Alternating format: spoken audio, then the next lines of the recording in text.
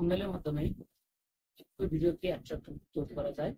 যদি আকর্ষণীয় থাম্বনেল তৈরি করতে পারেন তাহলে আপনি সহজে ইউজারদের আকর্ষিত করতে পারবেন। এই গুরুত্বপূর্ণ থাম্বনেলটি আপনি কিভাবে তৈরি করবেন, কোন অ্যাপস দিয়ে তৈরি করবেন, কিভাবে আপনি তৈরি করলে আকর্ষণীয় হবে সে সম্পর্কে জানতে আমাদের ভিডিওটি কন্টিনিউ করুন। যদি ভিডিওটি ভালো লাগে অবশ্যই লাইক কমেন্ট করবেন, চ্যানেলটি সাবস্ক্রাইব করবেন। Let's check it out.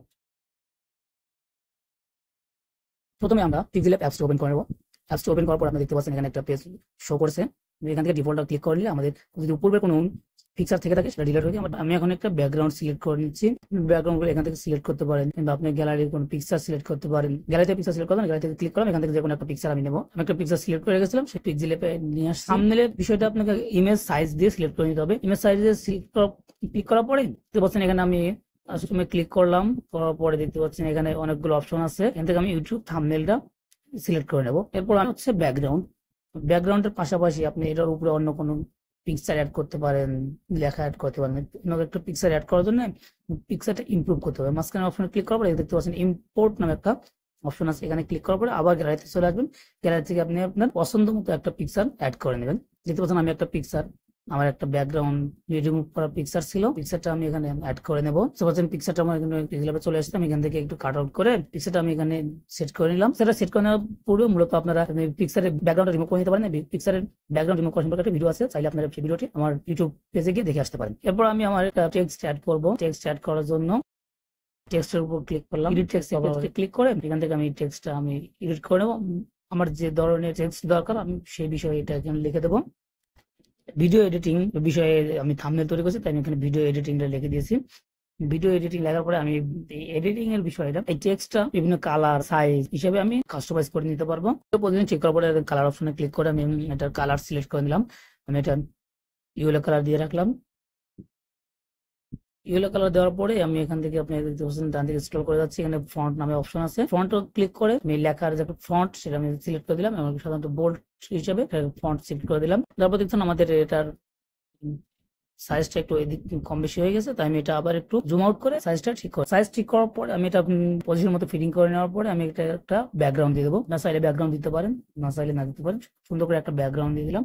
ব্যাকগ্রাউন্ডের কালার ফিক্সড করে দেখছেন ব্যাকগ্রাউন্ডটা সুন্দর করে সেট করে নিলাম। ব্যাকগ্রাউন্ড সেট করে নেওয়ার পরে ব্যাগে আসছে। এরপর দেখতে পাচ্ছেন এখানে স্টক নামে একটা অপশন আছে। স্টকে ক্লিক করবেন। স্টকে ক্লিক করলে লেখাটা স্টক হয়ে যাবে। স্টক হলে আপনার লেখাটা আকর্ষণীয় হবে। এই স্টকের আপনি কালারটাও চেঞ্জ করতে পারবেন। দেখতে পাচ্ছেন স্টকের কালারটা কম বেশি করে দিলে ভিডিও লেখাটা আকর্ষণীয় হয়। এরপর আমি দিলাম শ্যাডোতে সেটিং করার পরে শ্যাডোর আমি কালার সেটিং করে নিলাম। কালার সেটিং করে আমি লেখাটাকে আরো আকর্ষণীয় করছি। কালার জুম আউট করার মাধ্যমে আমি ইনার শ্যাডো দেওয়ার মাধ্যমে আপনি এটা দিয়ে দেখে নিতে পারেন, ভালো লাগলে রাখবেন, না হলে রাখবেন না। রুচি সম্মত হিসেবে আপনি এটা রেখে দিতে পারেন। তারপর আমি 3D ইফেক্ট দিলাম। 3D ইফেক্ট আছে, দেওয়ার পরে আমি 3D ইফেক্ট দিয়ে আমি লেখাটা সুন্দর আকর্ষণীয় করে রাখলাম। আপনারা চাইলে আপনাদের মন মতো করে রাখতে পারেন। তারপর আমি আরো একটা লেখা অ্যাড করবো। এই জন্য আমি টেক্সটে ক্লিক করার পরে আবার এডিট টেক্সটে ক্লিক করে নতুন একটা লেখা লিখে দেবো। নতুন একটা লেখার পরে লেখাটি সুন্দর করে আমি টেনে নিচের দিকে নিয়ে আসলাম। এরপরে বড় করে দিলাম। বড় করে দেওয়ার পরে আমি সব জায়গার মধ্যে ফিটিং করে নেব।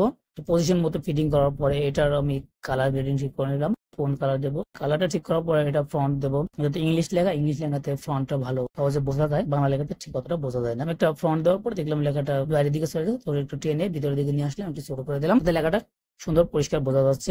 এরপর আমি একটা বোল্ড করে দিলাম, ইটালিক করে দিলাম। এরপর আমি একটা ব্যাকগ্রাউন্ড দিয়ে দেবো। ব্যাকগ্রাউন্ড চাইলে দিতে পারেন, না চাইলে না দিতে পারেন। ব্যাকগ্রাউন্ড দেওয়ার পরে সেম আগেরটার মতো stock, shadow, inner shadow, 3D effect ইত্যাদি দিয়ে আপনি লেখাটাকে আপনি আকর্ষণীয় করে তৈরি করতে পারেন।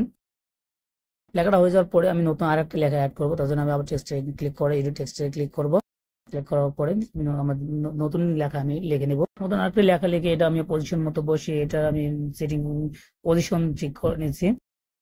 পজিশন ঠিক করে নিয়ে এটার আমি কালার গ্রেডিং করবো, 3D ইফেক্ট দেবো। দিয়ে আমি আমাদের চাহিদা মতো আকর্ষণীয় করে তৈরি করবো, যেন এই লেখাটা সহজে মানুষের নজর কাড়ে এবং মানুষের কাছে আকর্ষণীয় হয়। ক্লিক করার পরে আমি সম্পূর্ণ থাম্বনেলটা আরো আকর্ষণীয় করার জন্য নতুন একটা অপশন ক্লিক করলাম। এখানে ক্লিক করে দেখতে পাচ্ছেন আমি আমার এই থাম্বনেল কতটা আকর্ষণীয় করে তৈরি করেছি। এটা দেখতে অনেকটা আকর্ষণীয় লাগছে। আপনারা এইভাবে আপনাদের ইউটিউবে থাম্বনেল তৈরি করতে পারেন। কালার গ্রেডিং ঠিক করে আমি আমার থাম্বনেলটা ওকে করে দিলাম। এরপর আমি আমারটা উপরে অপশনে ক্লিক করে প্রথমে মূলত এটা একটা প্রজেক্ট হিসেবে আমি সেভ করে রাখলাম। কারণ প্রজেক্ট হিসেবে সেভ করে রাখলে পরবর্তীতে আপনি যে কোনো এডিটিং কাজে আবার এটা ব্যবহার করতে পারবে।